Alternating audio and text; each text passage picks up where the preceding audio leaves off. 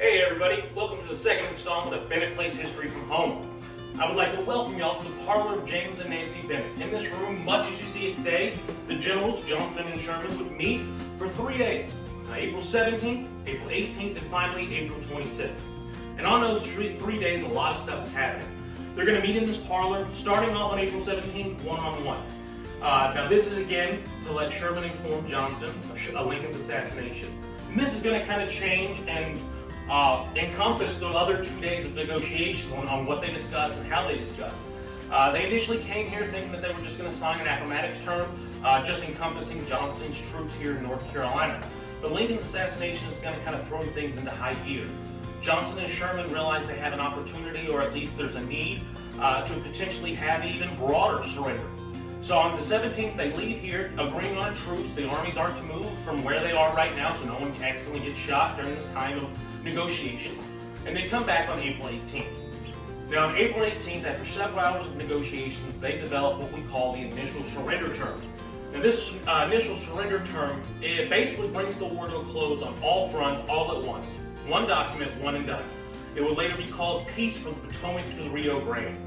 Johnston and Sherman intended to prevent any sort of negative punishment or retribution because of Lincoln's assassination on the southern states, who were already devastated from this war.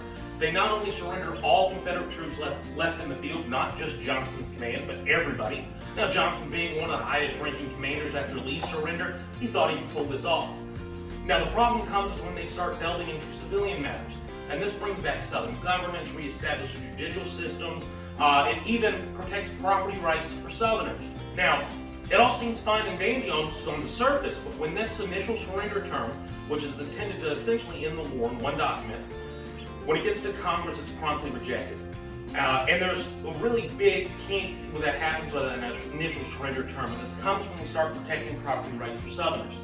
When we talk about the 13th Amendment and emancipation having just been passed not a month or so before the negotiations here, people in Washington were worried that this would be too much, too fast, would leave loopholes open on how to deal with emancipation in the southern states. Again, none of that is really clear yet.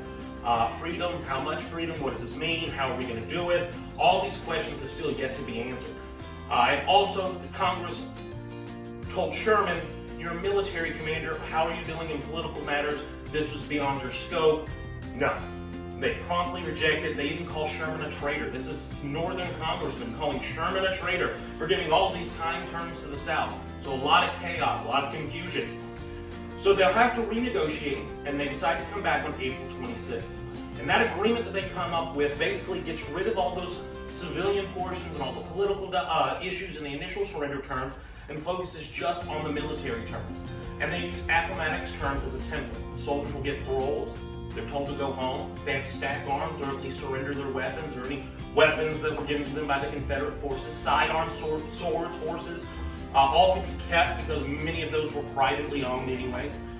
But what Johnston does is not just surrender the Army of Tennessee here in North Carolina, which is about 30,000 give or take, depending on the day, sometimes even hour, how big his army was. But he surrenders the Army of Tennessee and also his department. Johnson had recently been promoted to the commander of the military department of North and South Carolina, Georgia, and Florida. Johnson surrenders all Confederate troops in those 4 states, which will ultimately be 89,270 Confederate soldiers and sailors. And like I said earlier in the last video, effectively ending the American Civil War. Appomattox, kind of our big brother when it comes here to Bennett Place, because everyone knows that. It's between Lee and Grant. But what starts at Appomattox, that sentence that was started on April 9th between Lee and Grant, is ended here in this parlor on April 26, 1865. It's the largest step for unification the country would take after 4 of its bloodiest years. And it all happened right here, in the small little farmhouse in the middle of nowhere, Orange County.